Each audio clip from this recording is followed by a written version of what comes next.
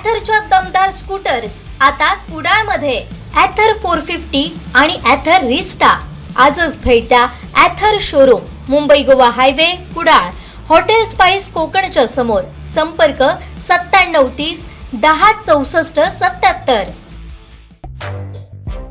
सामाजिक चळवळीत आपण ॲडव्होकेट सरोदे यांच्यासोबत असलो तरी किशोर वर्ग यांच्यासारख्या गुन्हेगारीचे आरोप असलेल्या व्यक्तींना सोबत घेऊन त्यांनी काम करू नये असे आपण त्यांना सुचवलं होतं. मात्र त्यांनी ते जुमानलं नाही. या निवडणुकीत कोणासोबत राहावं आपला वैयक्तिक अधिकार आहे, त्यामुळे आपण पलटी घेतली. सरोदे यांनी केलेला आरोप चुकीचा असल्याचं ॲडव्होकेट संदीप निंबाळकर यांनी स्पष्ट केलं आहे. पाहूयात. असं विचारलं की लोकशाही आहे आणि बुद्धिजीवी वर्ग असतात आणि निंबाळकर हे तुमच्याबरोबर आहेत आणि निंबाळकरांनी का सपोर्ट केला नाही अशा विधानावर त्यांनी म्हटलं की निंबाळकर याने माझा फोन पूर्णपणे स्विच ऑफ ठेवला. ते माझे चाहते आहेत, मित्र आहेत, माझ्याबरोबर ते आम्ही एकत्र काम करतो, परंतु यावेळी ते कुठल्या दबावाखाली राहिले आणि त्यांची ही भूमिका असेल एवढं त्यांनी विधान केलं होतं. त्याच्या स्पष्टीकरणच देतात ना. नाही, आता मी नमस्कार, तुमची प्रेस मी पूर्ण ऐकली. त्याच्यात आसिम सरोदेंचं असं म्हणणं आहे की निंबाळकर पलटले. दुसऱ्या एका स्टेटमेंटमध्ये त्यांचं म्हणणं आहे की निंबाळकर राजकीय पक्ष जसे पक्ष बदलतात तसं निंबाळकरांनी आपली भूमिका बदलली. आसिम सरोदे निर्भय बनूच्या सभा घेतात. सिंधुदुर्ग जिल्ह्यातल्या निर्भय बनूच्या ज्या सभा आहेत त्याच्या आयोजनात माझा प्रमुख हे सहभाग होता. जानेवारी 2024ला कणकवली येथे निर्भय बनूची सभा झाली. ती सभा व्हायच्या अगोदर 4 दिवस एक वेंगुर्ल्यात एक अनुचित प्रकार घडला. त्यावेळी निर्भय बनूच्या आमच्या सभेत काही लोक आमच्याबरोबर होते. मी त्यांची नावं सांगत नाहीत कारण त्यांनी उघड करा असं मला सांगितलं नाही म्हणून. आम्ही तिघेजण आसिम सरोदे, विश्वंभर चौधरी जिथे मुक्कामाला होते तिथे गेलो. तिथे स्पष्ट शब्दात त्यांना सांगितलं की तुम्ही किशोर वर्ग, ॲडव्होकेट किशोर वर्ग यांच्यासोबत आहात. तुमची ही चळवळ जी आहे ती नैतिकतेच्या मुद्द्यावर आधारित अशी चळवळ आहे. तुम्ही जेव्हा म्हणता की राजकारणात गुन्हेगारी स्वरूपाचे उमेदवार असू नये, तसंच चळवळीमध्ये सुद्धा गुन्हेगारी पार्श्वभूमी असलेली लोक असता कामा नये आणि त्यांना जर आपण प्रमोट केलं तर चळवळ बदनाम होणार. त्याच्यामुळे किशोर वर्गपासून तुम्ही सावध राहा. हे स्पष्ट शब्दात एक सेवानिवृत्त अधिकारी, जे मुख्यमंत्र्यांचे मोठे अधिकारी म्हणून ते निवृत्त झाले, त्यांनी आणि एक जिल्ह्यातले ज्येष्ठ पत्रकार असं आम्ही तिघांनी मिळून जाऊन त्यांना सांगितलं. त्यावेळेला त्यांची एकंदरीत हावभाव असे होते की मी किशोर वर्ग यांची काहीतरी तक्रार करतो, कागाळ्या करतो. म्हटलं ठीक आहे, तुम्हाला ऐकायचं नसेल सोडून द्या. मी त्या दिवसापासून काय सांगायचं बंद केलं. त्याच्यानंतर कुडाळला एक सभा झाली, सावंतवाडीत एक सभा झाली. त्या दोन्ही सभांच्या आयोजनात मिळून आम्ही जे किशोर वर्गबद्दल सांगत होतो ते आज सत्य घडलेलं आहे. किशोर वर्गच्या विरुद्ध साधारणपणे 22 सालात एक बलात्काराची केस आणि त्या महिलेचे फोटो दाखवून ब्लॅकमेल करण्याचे आरोप आहेत. ते आता परवाच्याच केसमध्ये ते सगळे उघड झालं. एक सावंतवाडी कोर्टात, सावंतवाडी पोलीस स्टेशनला काहीतरी फसवणुकीचा गुन्हा आहे आणि खंडणीचा गुन्हा. आता ह्या खंडणीच्या गुन्ह्याबद्दल काल सरोदे काय म्हणाले की हा दादांत खोटा गुन्हा आहे, किशोर वर्गचा त्याच्यात सहभाग नाही. नसेल ठीक आहे, पण जेव्हा तुम्ही नैतिकतेची चळवळ चालवता त्यावेळेला एखाद्यावरती आरोप झाले तर त्या व्यक्तीने ती केस चालवून निकाली होईपर्यंत त्या चळवळीपासून लांब राहिलं पाहिजे, नाहीतर ती चळवळ बदनाम होणार. हीच भूमिका आम्ही त्यांना वारंवार सांगत होतो. पण आसिम सरोदेंना किशोर वर्गबरोबर काम करण्यात काय इंटरेस्ट आहे हे कळत नाही. आता ही खंडणीची जी केस आहे ती एक 302चा खटला आहे कुडाळमधला. त्या 302च्या खटल्यामधल्या आरोपींना असं सांगण्यात आलं की तुम्हाला मोकोका लावणार आणि मोकोका लागला तर तुमची सुटका होणार नाही, त्याच्यामुळे तुम्ही 10 लाख रुपये द्या. किशोर वर्ग आणि एक झोरे नावाचा दुसरा आरोपी, हे दोघे त्या केसमध्ये आरोपी आहेत आणि त्यांच्याविरुद्ध ही केस दाखल झाली. झोरे हा बिचारा गरीब, तो कोर्टासमोर हजर राहिला, 4-2 दिवस कस्टडी झाली, नंतर तो जामिनावर सुटला. हे ग्रहस्थ सेशन्स कोर्ट म्हणजे ओरसचं session court, high court, circuit bench Kolhapur आणि सर्वोच्च न्यायालयापर्यंत अटकपूर्व जामिनासाठी अर्ज केला त्यांनी. सेशन्स कोर्टाने म्हटलं की ह्या केसमध्ये प्रथमदर्शनी पुरावे दिसतात, ह्या पुराव्याचा ओहापोह केला तर ह्या तपास कामावर परिणाम होईल, त्याच्यामुळे मी ह्याच्याबद्दल काय भाष्य करणार नाही, परंतु ह्यांना अटकपूर्व जामीन देता येणार नाही.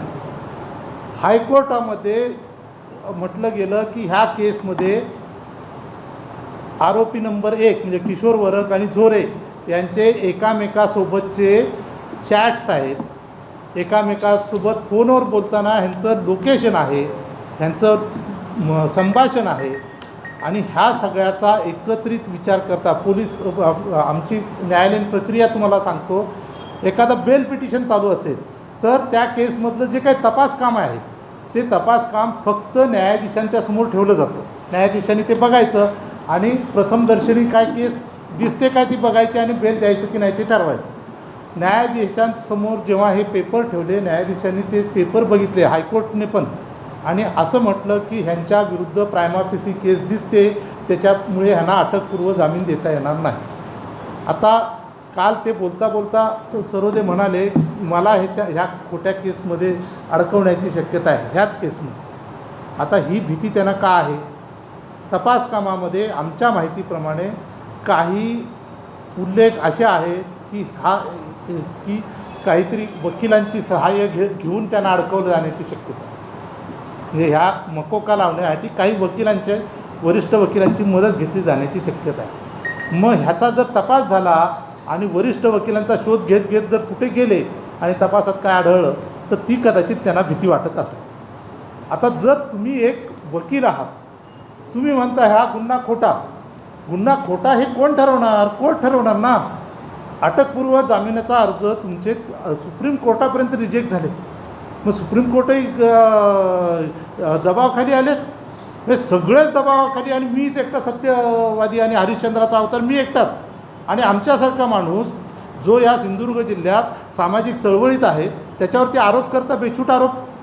आता मी माझं वैयक्तिक मत आहे, मी संग्राम देसाईंच्या बाजूने राहावं किंवा आणि कोणाच्या बाजूने राहावं हे मला ठरवू द्या ना, की फक्त आसिम सरोदेंनी सांगायचं की मी त्यांना त्या दिवशी पाठिंबा दिला नाही म्हणून निंबाळकरांनी पार्टी बदलली. मी 1989 पासून सामाजिक आणि राजकीय क्षेत्रात आहे.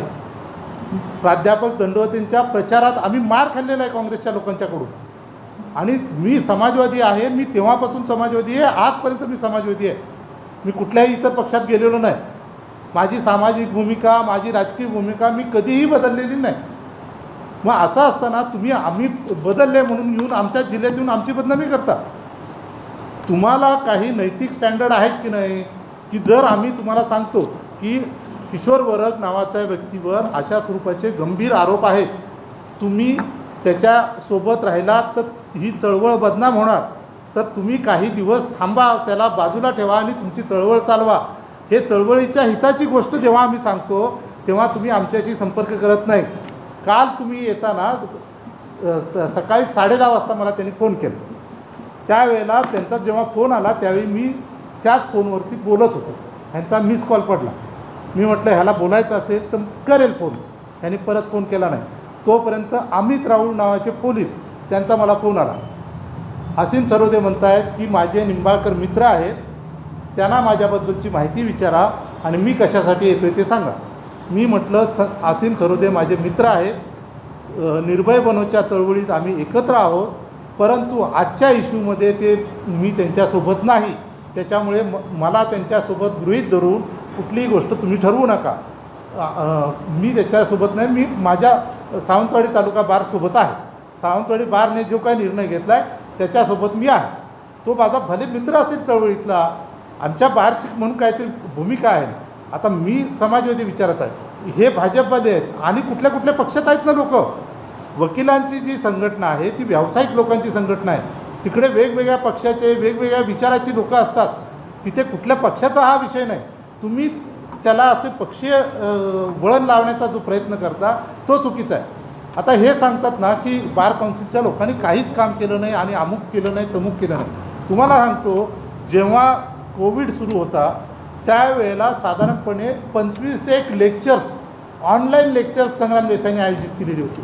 त्याच्यात मी एका विषयावरती बोललो, संग्राम देसाई 2 विषयावर बोलले, रावराणे वकील बोलले, आमचे वेंगुर्ल्याचे खानोलकर वकील बोलले, उमेश सावंत बोलले, बाहेरचे वकील बोलले.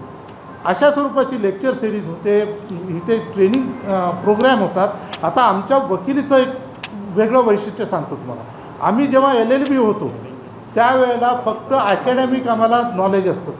वकिलीत कोर्टात आल्यानंतर मुदतीचा अर्ज कसा द्यायचा, दावा कसा लिहायचा, कैफियत म्हणजे काय, किंवा बाकीचे काय अर्ज, वारसाचे अर्ज कसे करायचे, ह्याची कुठलीही माहिती आम्हाला त्या 3 वर्षाच्या कोर्समध्ये शिकवली जात नाही. मग त्याच्यासाठी वकिलांना ट्रेनिंग देण्याची आवश्यकता आहे असं कित्येक सिनियर वकिलांचं म्हणणं आहे. आणि त्याच्यासाठी ही तळोजाला ट्रेनिंग अकॅडमी स्थापन केली गेलेली आहे. आता हे काम जे केलं आहे ते कालच्या मिटिंगमध्ये म्हणतात तळोजालाची अकॅडमी केली, त्याच्यावरती लाखो रुपयाचा जो खर्च केला तो वेस्ट ऑफ मनी आहे. अरे तुम्हाला तो वेस्ट ऑफ मनी वाटतो, इतरांना तो योग्य ठिकाणी खर्च केला असा वाटतो.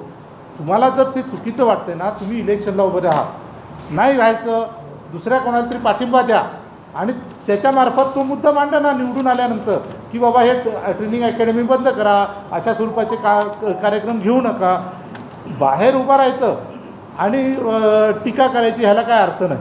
आणि त्यांची जी काही टीका आहे किंवा जे सगळं आहे तो त्यांच्यावरती बार काउन्सिलने घेतलेल्या निर्णयाचा बदला घेण्यासाठी ते आलेले आहेत. जर एखाद्या आमच्या 40 वर्षाची जी आमची मागणी होती की आमच्या इकडे हायकोर्टचं बेंच व्हावं, ती 40 वर्षाची मागणी जर पूर्ण झाली आणि त्या मागणीच्या पाठपुराव्यासाठी संग्राम देसाईंनी जर भरपूर योगदान जर दिलेलं असेल, कारण कसं आहे 25 बार काउन्सिलचे मेंबर आहेत ते सगळीकडचे आहेत, पुण्यापासून सगळीकडचे आहेत. पुण्यातल्या लोकांचा बार काउन्सिल म्हणजे हे हायकोर्ट कोल्हापूरला व्हायला विरोध होता. असंही असताना ह्या 25 लोकांनी सहमती घडवून ते बार काउन्सिल म्हणजे सर्किट बेंच कोल्हापूरला घडवून आणलं.